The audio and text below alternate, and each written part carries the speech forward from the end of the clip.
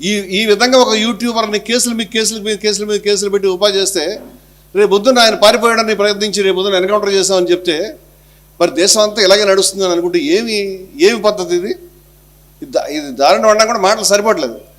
దీనికి చాలామంది కూర్చుని ఆయన ఎవరితోటో ఎప్పుడో ఉన్నాడు, లేకపోతే ఆ మార్ఫింగ్ వీడియోలు తయారు చేస్తారని చెప్తున్నారు. అదేవిధంగా ఆయన కులం మీద చర్చిస్తారు. శాటిలైట్ ఛానల్స్ సిగ్నల్ లేదు. ఆయన కమ్మవాడా కాదా, ఆయన దళితుడా కాదా, ఇవి అవసరమా?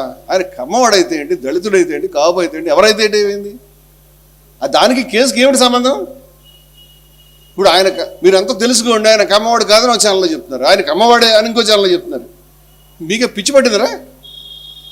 ఇది ఏం చేయమంటారు మమ్మల్ని? ఆయన కమ్మవాడైతే కేసులు పెడతారా, కాకపోతే కేసులు పెడతారా? తెలుసుకుని మేమేం చేయాలి? ఆయన కులంతో ఏం సంబంధం ఇక్కడ? ఆయన ఏమైనా నేరం చేశాడా లేదంటే, ఒకటి బుద్ధి వివేకం ఉన్న వాళ్ళంతా కూడా మీరు పెట్టే కేసులకి ఆయన చేసిన నేరాలకి ఏమైనా సంబంధం ఉందని అనుకోరు. అటువంటి నేరాలు 10,000 రెట్లు మీరు ఎక్కువ చేస్తున్నారు.